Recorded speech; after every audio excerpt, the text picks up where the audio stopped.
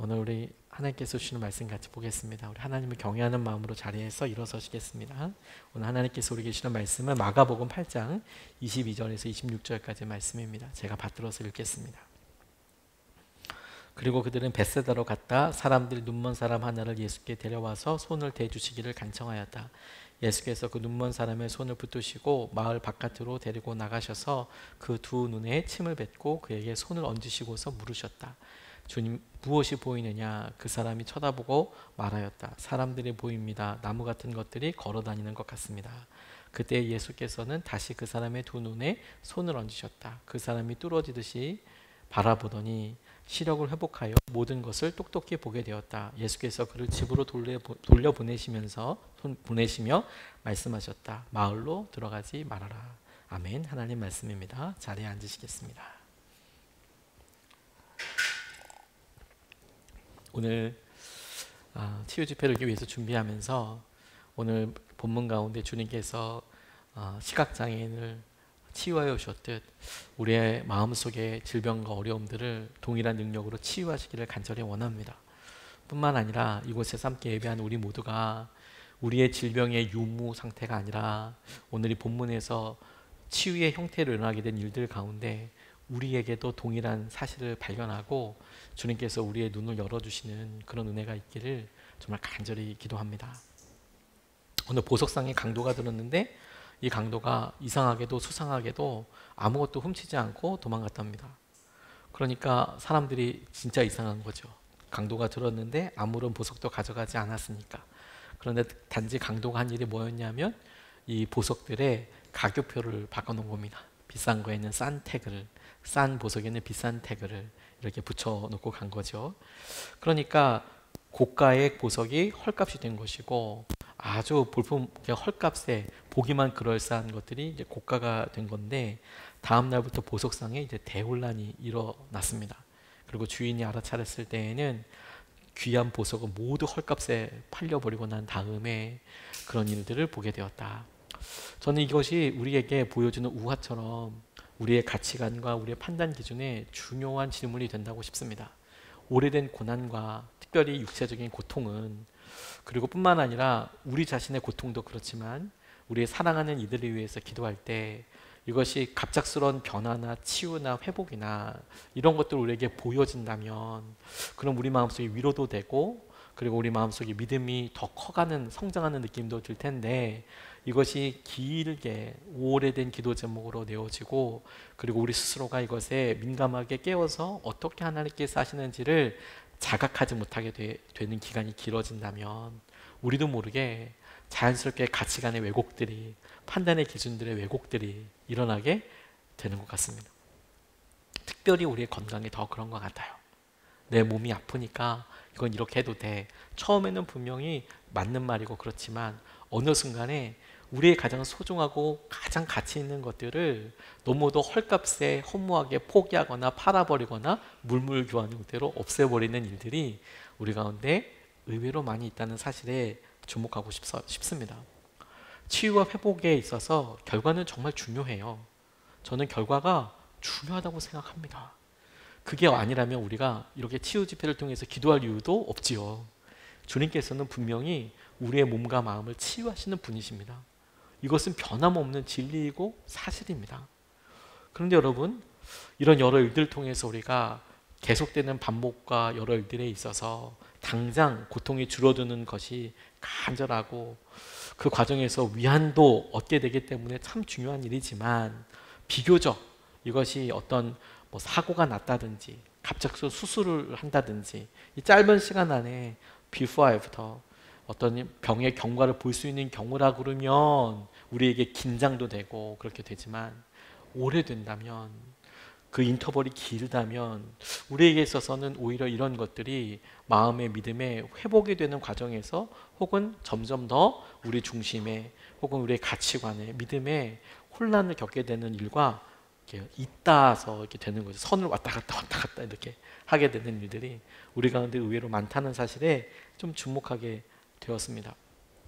저희 교회 성도님들 몇 명이 이렇게 기도하면서 저희 교회에 오랜 기도 제목들, 오랜 아픔들로 인해서 기도하시는 분들이 많으세요. 사실 대부분입니다. 다시 말해서 암과 같이 장기적인 치료 과정이 항암 과정이 있으신 분들은 그냥 한 달, 세 달, 6개월 이렇게 기도해서 될 문제가 아니지 않습니까? 저도 암 환우들을 놓고 기도하다 보니까 암이 발견됐을 때도 두려움도 있지만 과정들이 있더라고요. 항암 과정 때도 말할 수 없는 힘든 일들이 있고 수술이라도 또 할라치면 진짜 간절한 기도 제목이 마음속으로 이렇게 우러나오게 되고 수술뿐만 아니라 항암 이후에도 뭐 우리 호중구 수치나 백혈구 수치나 이런 일들의 어떤 일상적인 여러 수치들이 너무 중요하다는 것을 알게 됐어요. 그리고 두려움과 염려가 정말 팥죽 끄듯이 왔다 갔다 한다는 사실도 알게 됐어요. 근데 게다가 이게 한 달, 두 달이 아니고 항암을 몇 차에 걸려서 받듯이 우리 마음도 그렇게 쭉 가면서 지치고 힘들게 되는 경우들이 있죠. 저희 교회 성도들이 암뿐만 아니라 오래된 질병들 이런 일들로 기도해온 것들이 꽤나 길다고 싶어요. 그래서 한 번 기도회 때 이렇게 보면 많은 분들이 지난달에도 보았고 지지난달에도 봤고 심지어 1년 전에도 보았던 분들이 똑같은 기도 제목으로 그곳에 있는 것을 보게 돼요. 자, 여러분, 이럴 때 우리가 깨어서 이것을 믿음의 눈으로 봐야 한다고 도전하고 시작을 하면서 어떻게 봐야 할까요? 우리는 단순히 우리의 병이 호전되었다라는 것을, 내가 느끼는 고통의 어떤 분량이 경감되었다, 이만큼 아팠는데 지금은 좀 안 아프다, 이런 명확한 것들이 있기를 소원하고 정말 이번에도 그렇게 기도하지만 없을 때, 혹은 그것이 잘 느껴지지 않는다고 판단될 때 우리는 무엇을 믿음으로 보고 어떻게 해야 될까요? 저는 오늘 본문 말씀에서 예수님이 한 사람을 눈을 뜨게 하시는 장면이 우리 개인적으로 적용될 때는 우리의 질병이 치유되는 것으로 똑같이, 눈이 열린다면, 눈이 보여진다면 우리의 질병도 주님께 치유하실 거야, 이렇게 하실 거야 라고 보게 되는 것과 함께 적용하면서 그에게서 발견되는 치유의 단계 같은 것이 제게 이렇게 묵상하면서 깨달아졌어요. 하나님께서 주님께서, 예수님께서 그에게 2번 기도하시는데 그 일을 통하여 발견되는 온전한 치유의 과정에 있어서 한 3가지 정도의 단계가 있겠다. 그리고 그것이 오랫동안 기도했던 우리, 예를 들어서 지금 이 시각장애인도 갑자기 망막박리나 이런 것 때문에 시력을 잃은 게 아니지 않습니까? 원인은 나오지 않지만 아마 어제도 시각장애인이었고 1년 전에도 시각장애인이었을 거예요. 눈이 못 봤을 거예요. 오늘 갑작스럽게 주님을 만나서 치유함을 받게 됐잖아요. 어떻게 그런 일이 있을까를 통해서 우리의 기도 제목을 점검해보고 우리 가운데 그와 같은 일이 있도록 기도해보고 싶어요. 첫 번째로 여러분, 주님께서 이 사람을 치유하실 때 드러내신 일을 통해서 보게 되는 첫 번째 스텝이자 수준을 보니까 먼저 눈이 열리는, 눈이 치유받는 수준의 것이 가장 첫 번째 스텝이더라고요. 22절에서 24절까지 말씀을 보면 이렇게 나와 있습니다. 그리고 그들은 벳세다로 갔다 사람들이 눈먼 사람 하나를 예수께 데려와서 손을 대주시기를 간청하였다. 예수께서 그 눈먼 사람의 손을 붙드시고 마을 바깥으로 데리고 나가셔서 그 두 눈에 침을 뱉고 그에게 손을 얹으시고는 물으셨다. 무엇이 보이느냐? 그 사람이 쳐다보며 말하였다. 사람들이 보입니다. 나무 같은 것들이 걸어 다니는 것 같습니다. 그가 눈을 뜨게 됐어요. 주님께서 여러 사람들이 그를 데리고 왔을 때 눈이 멀어 있었고 그를 보자마자 주님이 그의 손을 붙들고 마을 바깥으로 나갔습니다. 그리고 침을 뱉으셔서 그의 눈에 바르시고 손에 대시고 기도하셨더니 그의 눈이 치유되었어요. 그야말로 할렐루야이죠. 하나님께서 우리 가운데 이런 치유의 은혜와 주님의 놀라운 손길을 우리의 병을 낫게 해주시기를 정말 주님의 은혜로 축복하고 오늘 그와 같은 것을 위해서 우리 함께 기도하면 좋겠습니다.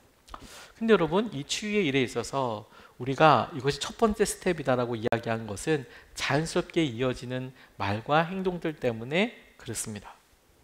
이 본문에 제한적이기 때문에 여러 가지 질문을, 말씀을 준비하면서 해보게 됐어요. 먼저 이 시각장애인은 언제쯤 시력을 잃었을까? 모르죠. 본문에는 나와 있지 않으니까. 적어도 오늘 그렇게 된 건 아닌 것처럼 보이고, 그리고 사고로 인해서 된 것도 아닌 것처럼 보입니다. 태어날 때부터 시각장애인이었는지 모르겠지만 일단 눈이 멀어 있는 상태인 것은 틀림없어 보입니다. 그런데 여기서 중요한 질문 한 가지가 있었어요. 그리고 그것이 우리에 닿아 있습니다. 본 적이 없다면, 그가 태어날 때부터 그랬는지 어떤지는 모르겠지만 적어도 그가 본 적이 없다면 혹은 어렸을 때 봤다면 뭐가 보이냐라는 말에 모르겠다라고 대답해야 되는 게 일상적이지 않을까요? 제가 이런 장애나 이런 분들에게 대해서도 어떤 관심들이 있어서 이렇게 보다 보니까 어느 분이 인터뷰를 하시는데 시각장애인, 저는 사실 이렇게 그렇게 그분들과 교제할 때 물어보지 못했는데 어느 분이 확 물어보더라고요. 꿈을 어떻게 꾸냐. 이분은 날 때부터 시각이 없으셨던 분이거든요. 그러니까 궁금하잖아요. 사실 저도 그런 분들을 알고는 있는데 신뢰가 될까 봐 여쭤보지는 못했어요. 꿈은 어떻게 꾸냐. 소리만 들린다고 얘기하시더라고요. 소리만 들린다. 소리만 들릴 수 있냐. 그런데 이분이 웃으시면서 그렇게 얘기하시더라고요. 당연하죠. 한 번도 본 적이 없는데, 한 번도 이 세상을 본 적이 없는데, 그러니까 우리가 중간에 예를 들어서 사고로 시각을 잃었다면, 시력을 잃었다면 어렸을 때부터 본 게 있고 색깔이 있잖아요. 그러니까 꿈을 꾸더라도 눈을 감고 있어도 그게 뭔지를 아는데 태어날 때부터 시력이 없으면 소리만 들린다는 거예요. 꿈을 꾸면. 와, 그렇구나. 사실 몰랐어요. 그래서 좀 사실 깜짝 놀라기도 했어요. 궁금했었거든요. 근데 이 사람이 태어날 때부터 시각장애인인지는 모르겠지만 그가 지금 뭔가 보인다라고 해서 대번에 사람, 나무 이렇게 찍어서 보고 있다는 거예요. 본 적이 없다면 모른다고 해야 되는데 그의 대답에는 나무를 사람이라고 보고 있고 지금 나무가 걸어 다닌다라고, 그러니까 사람인데 걸어 다닌다 이런 게 아니라 나무를 사람으로 보고 있고 사람을 지금 나무로 보고 있는 거예요. 나무 같은 것들이 서 있고, 그러니까 사람 같은 것들이 가만히 서 있고 나무 같은 것들이 걸어 다니고 있다고 지금 이야기하잖아요. 사람들이 보입니다. 나무 같은 것들이 걸어 다니는 것 같습니다. 왜 이런 이야기를 하게 될까? 이런 질문들을 놓고 하면서 제게 있어서 이렇게 깨달음이 왔어요. 우리가 어떤 일에 있어서 그것을 알고 판단할 때, 특별히 언어들을 쓸 때 그 언어에는 반드시 사람들 속에서 그 언어가 형성이 됩니다. 무슨 말이냐면 저 혼자 이것을 화장지라고 이야기할 수 없고 모두가 다 이걸 화장지라고 알려주어야 이게 화장지가 되는 거죠. 마치 우리가 아이들한테 처음 이게 밥이야, 이게 숟가락이야 하나씩 알려주듯이. 그런데 어느 순간에 의도적으로든 혹은 악한 의도든 뭐 장난으로든 이걸 화장지가 아니라 이건 물이야 이렇게 알려준다면 한 번도 본 적이 없는 사람이나 혹은 그런 말을 그대로 배운 사람은 그 다음부터 이걸 물이라고 부르게 되겠죠. 너무 당연한 일이 될 거예요. 그렇죠? 이 남자가 왜 나무를 사람이라고 생각하고 사람이라는 것을 나무로 생각할까? 저는 그 일이 여러 의미로 해석이 분명히 될 수 있습니다. 여러 부분으로 생각될 수도 있고 그의 내적으로 무슨 뭐 생각에 그럴지 모르겠지만 주님께서 다시 안수하시고 보여지는 일을 보았을 때 저는 이렇게 이번에 적용해 보게 됐어요. 처음에 이 일을 보고 이 언어를 그와 함께 했던 사람들에게서 배우지 않았을까? 그 주위에 어떤 사람은 나무를 사람이라고 이야기해 주는 사람이 있었나 보다. 사람의 형태를 이야기하는데 마치 나무가 있듯이 이렇게 생기고 이게 나무야. 그리고 사람을 보고 이게 나무라고 얘기해 준 것처럼 똑같이 나무를 보고 나무가 걸어 다니고 이렇게 움직이는 걸 나무라고 그래. 그 사람은 눈을 먼 상태에서 아마 알려준 상태로 이야기할 수 있을 거예요. 무슨 말이냐면 그가 눈을 떠서 나무라고 지칭한 그것은 눈을 떠서 처음 보는 것일 거고 사람이라고 지칭한 것도 그가 들어서만 알고 있는 것일 텐데 근데 그의 지금 삶에 있어서 눈을 뜨고 나니까 그에게 있어서 있었던 여러 일들에 혼란이 온 것이 무엇이냐면 나무가 사람이고 사람이 나무라는 사실인 거죠. 그건 그의 가치관의 생각의 차이뿐만이 아니라 그 주위에 있는 사람들이 그에게 어떻게 대했는지 그리고 그가 어떤 교육을 받았는지 어떤 생각을 가지고 있는지를 안타깝게 보여주는 단면이라고 생각이 들었어요. 사실 전 좀 슬프더라고요. 왜냐하면 우리 삶에도 그와 비슷한 일들이 의외로 많이 있거든요. 대표적으로 사단이 우리 가운데 그와 같은 일을 합니다. 우리에게 아픔이 오고 우리 가운데 고난이 있으면 우리도 너무 자연스럽게 이 고난과 어려움의 아픔의 상태를 벗어나기 위해서 최선을 다하죠. 본능적이죠. 근데 뭐 그것이 오래되면 어떻게 되는지 아십니까? 우리는 정말 중요한 진리를 우리 삶의 아주 사소한 것들로 바꿔 부르기 시작해요. 사람과 나무가 거꾸로 보이듯이 우리는 어느 순간에 하나님이 우리에게 주신 최고의 행복과 약속이 내 삶을 부담스럽게 하고 힘들게 하는 제약으로 보이고, 하나님께서 우리에게 주신 은혜이고 축복이라고 했던 여러 약속들이 어느 순간에 벗어나고 싶은 굴레처럼 여겨지게 될 뿐만 아니라, 이렇게 하면 망해, 유혹이야, 이걸 넘어가면 너 죽을 수 있어, 그런 것을 가만히 볼 때 자기가 느끼기에 아니야, 저게 살 길이야, 이렇게 보이게 된다고요.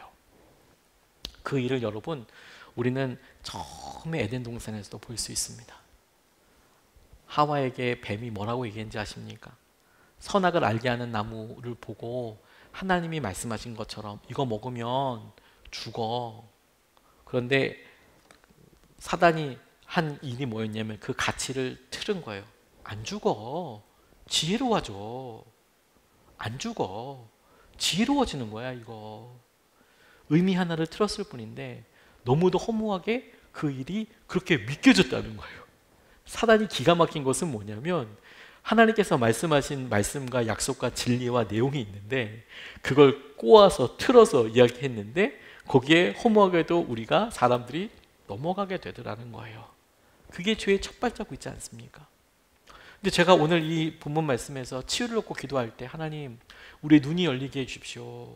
그러게 우리의 눈이 열렸을 때, 우리가 정말 치유되었을 때 우리의 상황은 어떨까라고 보았더니, 그런 여러 눈을 뜨는 과정에서나 우리에게 도움이 준다고 생각됐을 때나 여러 일들에 있어서 우리는 정작 그 사람이 나에게 도움을 주는 거라고 생각했지만 사실은 이용하기 위해서 내가 이용당해 왔고, 그 사람이 내게 알려준다고 했지만 사실은 잘못된 것들을 알려주고 놀림으로 조롱으로 알려주고, 내가 눈 뜨기 전에는 전혀 몰랐는데 눈 뜨고 나니까 이거 거짓말이었네, 이거 아니었네 하게 되는 일들이 영적으로도 우리에게 여럿 있더라는 거예요.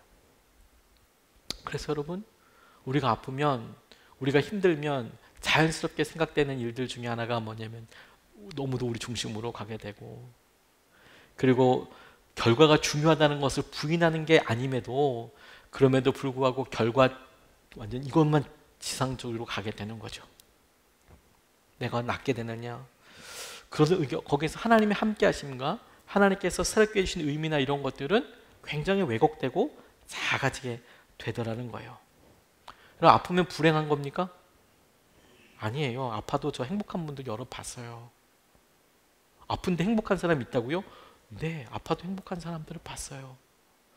근데 아프면 행복감이 줄어드는 것은 사실이죠. 불편한 게 많잖아요. 아프잖아요. 두렵고요. 근데 그 일이 나쁘게만 작용을 합니까? 아니요. 아파서 주님을 더 간절히 찾는 사람도 있어요.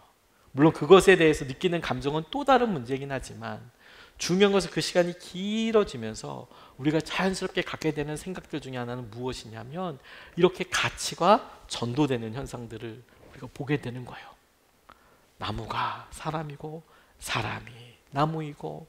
그러니 여러분, 우리의 생각이 그렇게 편향적으로 대치되어 있거나 혼란스러운 상태에서 주님 눈을 뜨게 해주십시오, 눈을 뜨게 해주십시오 간절히 기도해서 눈을 떴어요.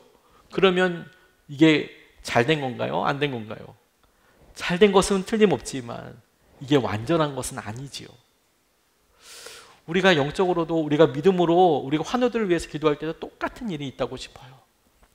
우리의 질병과 우리의 간절한 기도 제목이 그대로 응답되었을 때 그 일이 우리의 가치관과 우리의 생각이 온전히 진리와 하나님의 약속 가운데 바로 질서 있지 않으면, 우리는 치유되고 난 다음에 그 아팠을 때 들었던 가치관, 우리가 눈을 감았을 때 생각했던 우선순위대로 눈을 떠서도 그렇게 부르고 말하고 결정하고 행동하게 될 거라는 거예요.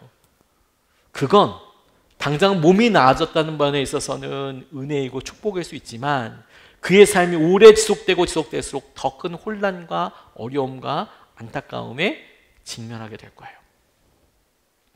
그리고 저는 여기에 우리도 같이 해당된다고 싶습니다.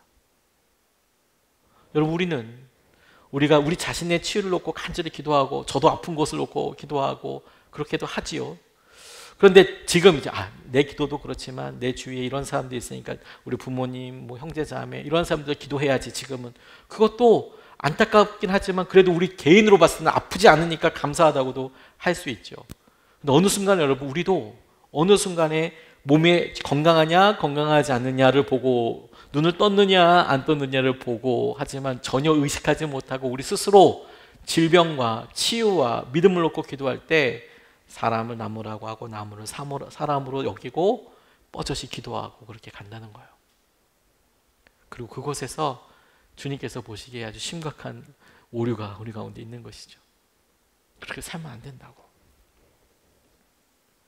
주님께서 그에게 온전한 치유로 여겨주신 두 번째로 나아가게 되는 것이 바로 그와 같은 이유와 주님이 그를 온전히 치유하게 하신 그 중점이 이 내용과 딱 겹쳐진다고 싶어요.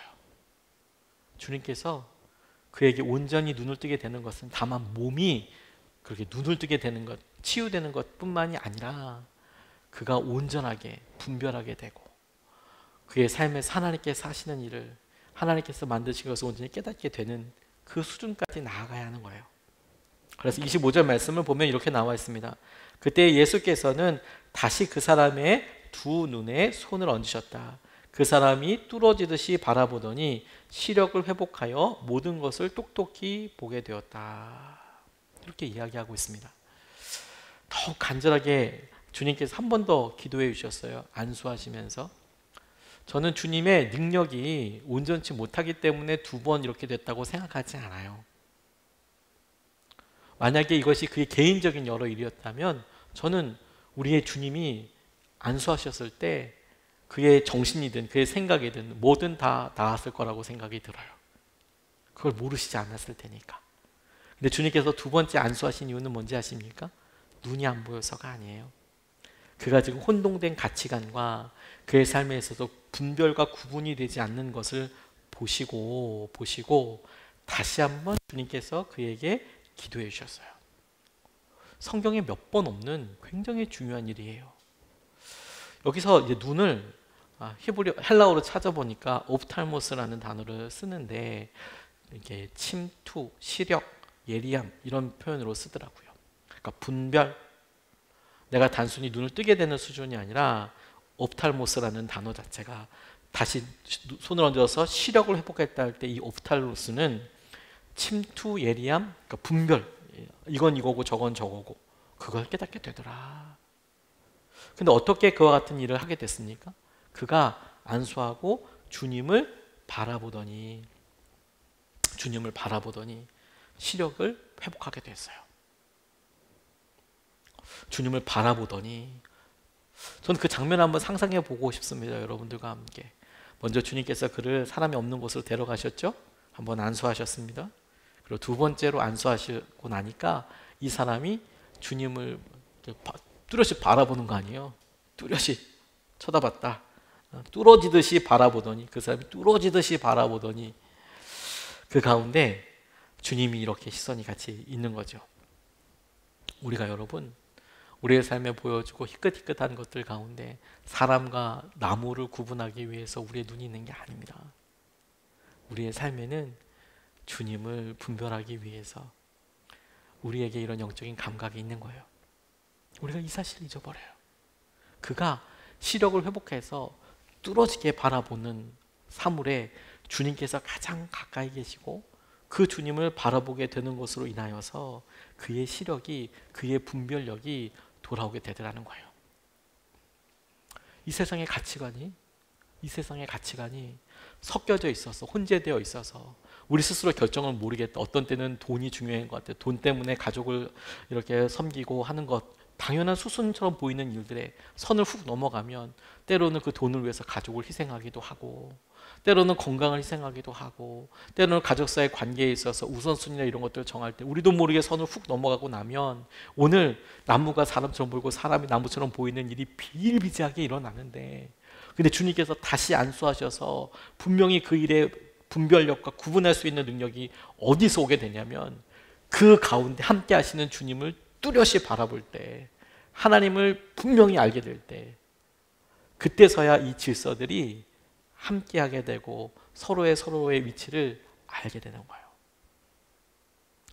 주님은 우리 삶의 기준점과 같은 것입니다. 이 기준점이 없으면 자리를 맞출 수가 없어요. 자리를 맞출 수가 없어요.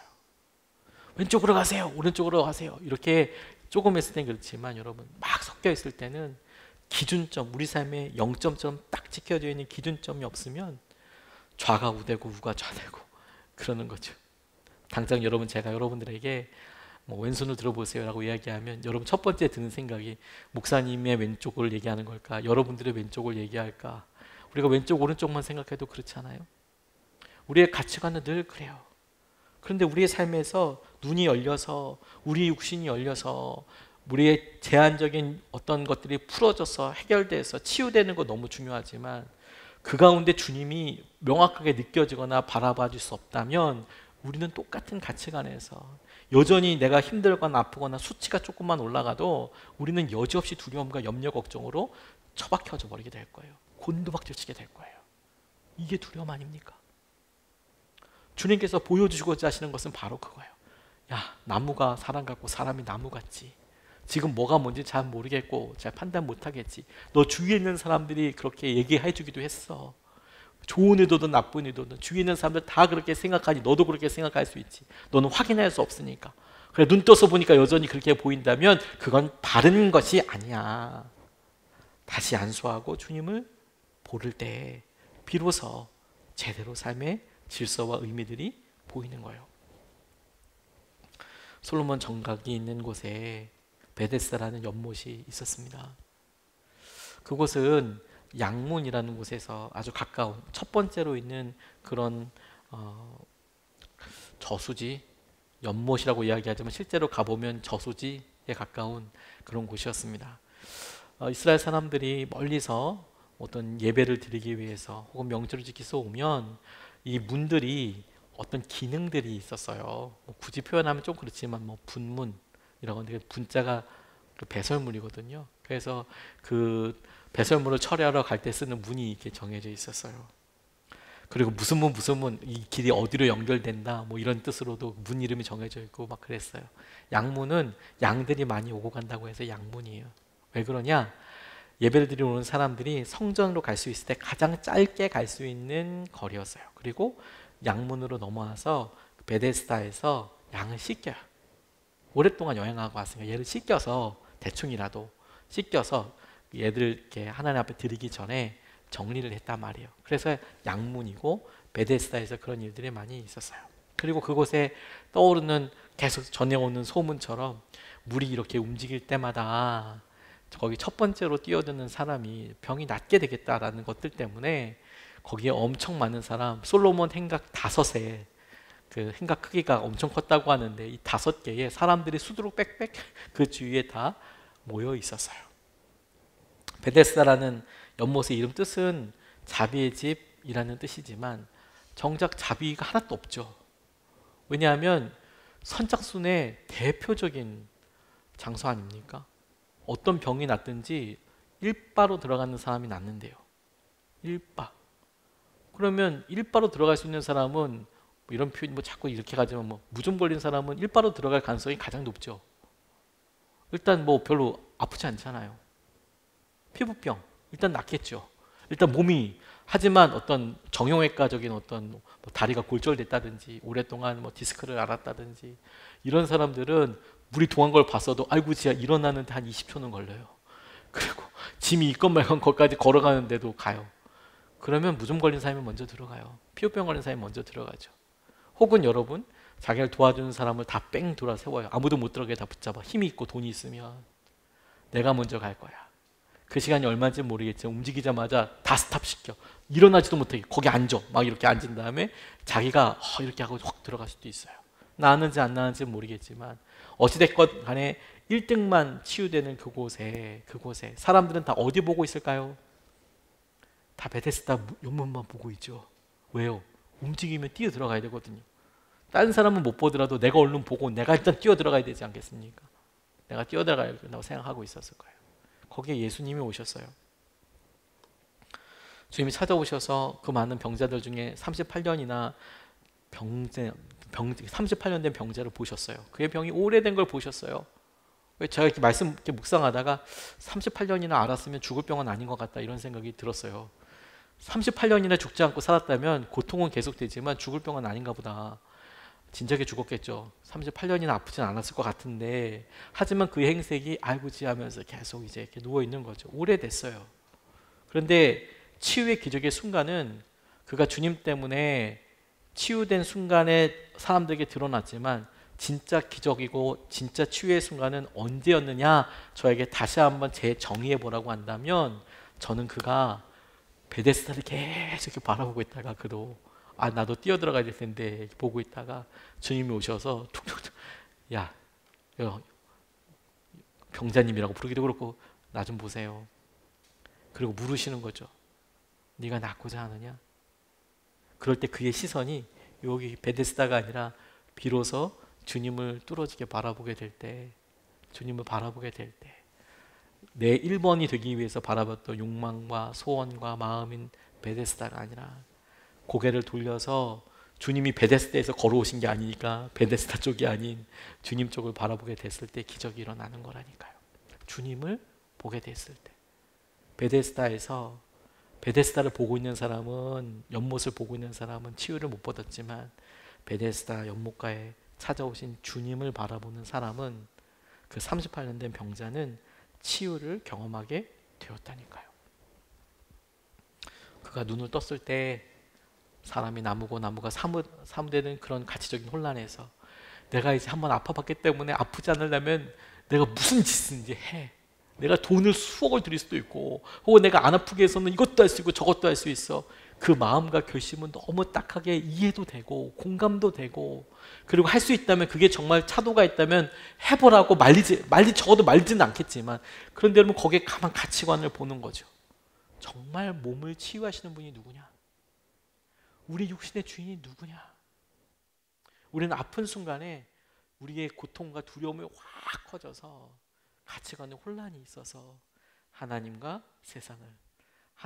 세상이라고 부르고 의미 없다고 부르고, 세상을 나를 치유하는 하나님이라고 여기고 그렇게 살아가요.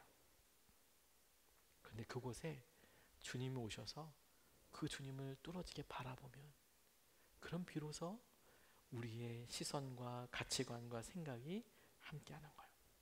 그럼 여러분, 오늘 우리가 치유를 놓고 기도할 때 간절한 기도 제목처럼 우리의 고난의 자리에, 아픔의 자리에 주님은 어디 계신가? 주님은 무슨 말씀을 하고 계신가? 그 주님을 향하여 시선을 돌리고 눈을 바라보는 것이 주님께서 우리에게 주시는 놀라운 은혜이고 이끄심이라고 싶어요. 그리고 나아가 이 본문 말씀이 우리에게 이 본문에서만 말씀하시는 특별한 것 한 가지를 더 우리에게 허락하신다고 싶어요. 그게 뭐냐면, 주님과 동행하는 수준까지 가야 한다는 거예요. 우리가 이런 눈이 안 보인다, 혹은 우리의 어떤 고통의 원인이 우리 몸속에 있다, 두려움의 원인, 아픔을 놓고 우리 부모님, 우리 형제 자매 놓고 기도할 때 치유하게 해주십시오.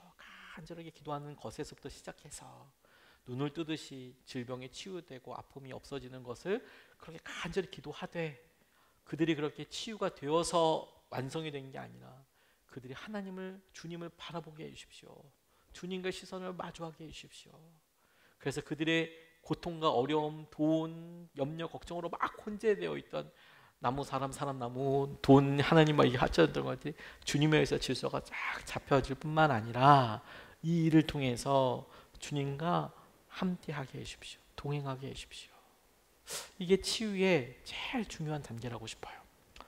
22절 말씀에 보면 이런 본문 말씀에서 이렇게 놓치기 쉬운 장면 하나가 나오는데, 22절에 이렇게 나와 있어요. 그리고 그들은 벳세다로 갔다. 이때 그들은 예수님과 제자들입니다. 사람들이 눈먼 사람 하나를 예수께 데려와서 손을 대 주시기를 간청하였다. 이렇게 이야기해요. 23절 써놓지는 않았지만 23절에 주님께서 그를 데리고 마을 바깥으로 데리고 가십니다. 마을 바깥으로 데리고 가세요. 사람들이 데리고 갔고, 주님은 그 데리고 온 사람들 앞에서가 아니라 그를 데리고 나왔어요. 26절 이렇게 나와 있습니다. 예수께서 그를 집으로 돌려보내시며 말씀하셨다. 마을로 들어가지 말아라. 왜 그랬을까요? 전 이 부분이 이렇게 묵상하면서 기도하면서 이 부분이 계속 이렇게 마음속으로 기도도 되고 질문도 되더라고요. 물론 주님께서 사람들이 막 이렇게 주목하고 이런 것을 싫으셔서 그렇게 좋아하지 않으셔서 외딴 곳에 가서 치유하기도 하셨어요. 근데 그를 그렇게 불러내시고 2번이나 그렇게 하고, 그리고 고침 받은 다음에 너 마을로 들어가지 마라, 집으로 보내시면서 그렇게 이야기하세요. 왜 그러셨을까? 이게 어떤 의미가 있을까? 그러면서 아까 생각을 하게 된 거예요. 무슨 생각? 말이라는 것은 내가 혼자서 얘가 물이야 이게 부르는 것에 있지 않고, 누군가가 이걸 물이라고 알려주고 주위에 있는 세상 사람들이 이거 알려주는 거예요. 야, 이게 물이야. 난 한 번도 못 봤으니까 그런가 싶죠. 이게 물이라고 생각하죠. 다시 말해 여러분, 이 시각장애인이, 이 눈먼 사람이, 이 병든 사람이 그렇게 생각하게 됐을 때 가장 커다란 영향력을 준 것은 사실 주위에 있는 사람들이에요. 나무를 사람이라고 보고 사람을 나무라고 보게 될 때 가장 중요한 소리들은 사람의 소리예요. 사람의 소리. 그렇다고 이야기해 주는 사람, 그렇게 판단하는 사람. 저는 부모로서 이런 모습들도 좀 생각해 보게 됐어요. 우리가 아이들한테 믿음이 최고야 라고 이야기를 하면서 세상의 어떤 것을 막 부러워하면서, 우리 어머니가 우리 아빠가 좋아하는 최고의 것은 하나님이 최고라고 하지만 좀 하나님께서 최고라고 하는 하나님을 따라가는 게 아니라 세상의 어떠함을 따라가면 애들은 헷갈리겠죠. 주님이 최고라고 했는데 우리 엄마 아빠가 좋아하는 것이 그거라면 그럼 그게 주님인가? 혹은 그럼 주님이 최고는 아닌가? 둘 중에 하나 아니겠어요? 사람이 나무고 나무가 사람 되는 비밀이 우리에게도 있죠. 그래서 우리가 은혜를 정말 받았을 때 주님을 바라보고 주님께 온전히 의지하는 것으로 나아가게 될 때, 여러분 그때 우리가 어디에 대해서 귀를 닫아야 되는지 아십니까? 주위에 있는 엄마 아빠들이 계속 애를 어떻게 해야 된다고 저렇게 된다고 하는 그런 소리들이 정작 우리에게 두려움의 원인과 똑같이 그렇게 또 생각하고 보게 되는 일들을 우리에게 계속해서 강요한다고 싶어요. 사람들이 데리고 왔어요. 주님께서 그를 데리고 나가셨어요. 바깥으로 데리고 나가셨어요. 아무도 없는 곳이었어요. 그리고 마을로 돌아가지 말라고 하세요. 저는 이것이 주님께서 그에게 특별한 주님과의 시간을 의미하는 것. 너 주님께서 너를 치유하시고 이끌어주셨을 때 너 혼자 보내는 이 시간이 하나님께서, 주님께서 너에게 주신 만남이고 너와 나 사이에만 은밀하게 있는 이런 중요한 기적이고 경험이야. 그리고 여러분, 저는 성경에서 이와 비슷한 일을 겪었던 사람을 그냥 쉽게 떠올릴 수 있었습니다. 누군지 아십니까? 바울이요. 바울은 다메섹으로 가는 길에 빛을 보고 폭삭 주저앉았습니다. 소리가 들렸어요. 사울아 사울아, 내가 어찌하여 나를 이렇게 핍박하느냐. 주님 누구십니까? 네가 핍박하는 예수다. 네가 핍박하는 예수다. 사울이 깜짝 놀랐습니다. 그가 시각장애인이 됐어요. 근데 여러분, 시각장애인이 돼서 그가 이렇게 기다리고 있을 때, 주님께 기도할 때 주님이 아나니아에게 가서 너 저기 직가, 바른 길이라는 뜻인데 바른 길로 가면 어디에 사울이라는 애가 눈 멀어서 너 기다리고 있다, 가라. 하나님, 그가 우리를 죽이려고 했던 사람이에요. 안다. 이방을 향한 나의 그릇으로 쓰임받게 될 것이다. 그 말에 아나니아가 가요. 그리고 과연 기도했더니 눈꺼풀이 벗겨지고 그가 이제 시력을 회복하게 되는 일을 우리가 잘 알고 있습니다. 여러분, 여기서 그가 빛에 의해서 눈이 멀었어요. 우리가 기도하죠. 사울, 하나님 눈 뜨게 해주세요. 꺼풀이 벗겨졌어요. 그래서 눈이 떴어요. 그러면 되는 겁니까? 그럼 좋은 건가요? 아나니아가 걱정했던 것은 진짜 문제 아닙니까? 그 아싸 이제 눈 떴어. 여기 아나니아? 너 우두머리네. 교회에 리더야. 자수하러 왔니? 그리고 잡을 수도 있지 않겠습니까? 근데 그 사이에 사울이 주님의 음성을 듣고 주님을 바라보게 돼요. 비로소 바라보게 되는데, 그런데 충격적인 건 뭐냐면 그가 그렇게 살아계신 주님을 만났잖아요. 완전히 변했잖아요. 그래서 그 성에서, 다메섹에서 그가 오히려 살아계신 예수님을 전해요. 어떻게 될게요? 그를 죽이려고 하는 사람들이 하도 많아서 밤에 소쿠리로 내려가지고 성 밖으로 도망갔어요. 그리고 그가 바로 예루살렘으로 가서도 환대받은 거 아니에요. 저 사람은 우리를 죽이려 했던 사람 아닙니까? 그래서 그가 환영받지 못했어요. 바나바라는 사람이 그를 계속 아니야 이 사람 괜찮아 변했어라고 얘기해 줬지만 환대받지 못했어요. 그래서 고향으로 돌아가 있었어요. 근데 고향으로 돌아가 있는 동안에 어떻게 된지 아십니까? 그가 그곳에서 주님의 말씀과 자신의 과오와 여러 생각들 가운데 온전히 함께하는 하나님과 그와의 내밀한 관계를 갖게 됐어요. 그리고 나중에 그가 자기에 대해서 저 사람 뻥장군이야, 저 사람이 사도라고 얘기하지만 사실 예수님이랑 같이 다닌 적도 없어, 길 가다가 빛으로 봤다잖아, 그걸 어떻게 믿어, 이런 억울한 이야기가 들었을 때 그가 자기 얘기가 아니라 다른 사람의 얘기처럼 이런 이야기를 합니다. 내가 하나님 나라에 갔다 온 사람, 어떤 사람을 알고 있는데 그가 3층 천으로 올라가서 하나님께서 은밀한 무언가를 보여주셨는데 내가 간 게 아니라 그 사람이 갖는 것을 내가 들었는데 라고 이야기하면서 자기가 경험했던 하나님과의 놀라운 은혜의 수준을 나누는 장면들이 그의 책에서 많이 등장하죠. 저는 여러분 우리의 이 치유와 주님을 향한 갈망을 통해서 하나님께서 우리에게 주시고자 하시는 가장 중요한 치유의 열매, 치유의 결과가 무엇이냐면 하나님과 나만이 아는 소중한 비밀, 경험. 마을 사람들이 뭐라고 하지 않고 주위에 있는 사람이 뭐라 말해도 아니야, 난 주위에 주님께서 은혜와 주의 마음으로 함께 해주시고 이끌어 가셔. 그걸 믿고 의지하는 것.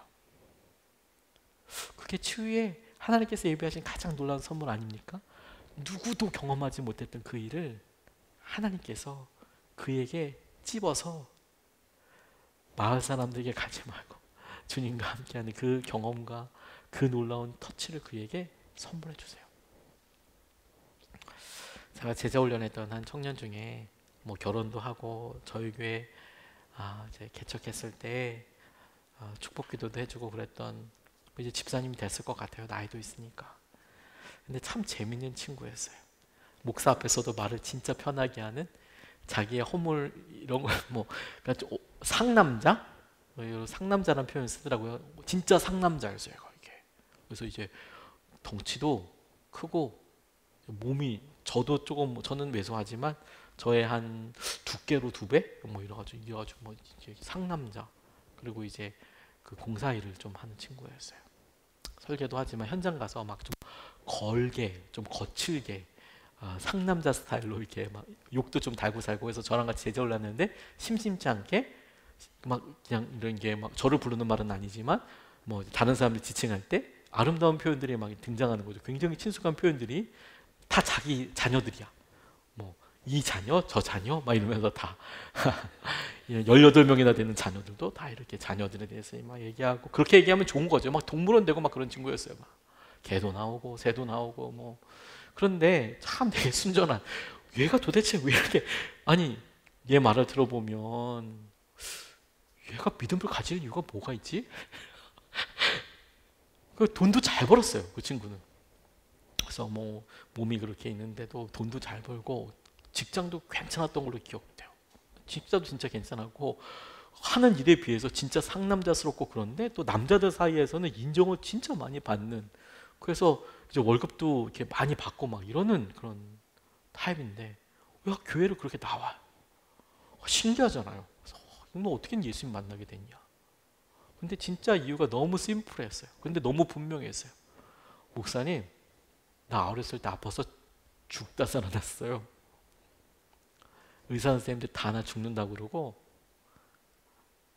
뭐 다 포기하고 그랬는데 우리 엄마가 날 위해서 진짜 간절히 기도했어요. 그리고 말도 안 되게 살았어요. 아니 그렇게까지 갔으면 행동을 좀 제대로 하지, 그건 아니고 이 친구 마음에 하나님이 나를 살려주셨어. 그러니까 지금은 내 삶이 너무 편해. 그렇다고 그게 다 합리화되는 건 아니에요. 그런데 선이 명확해. 난 여기 떠나면 죽어. 나 하나님 떠나면 난 죽어. 하나님 나 살려주셨는데 이거 내 거 아니야. 내 생명은 내 거 아니야. 하나님 없으면 나 죽어. 그리고 이 친구가 그렇게 돈을 악착같이 잘 버는 이유도 누나가 이제 장애가 아주 심하게 있었거든요. 평생 돌봐야 하는.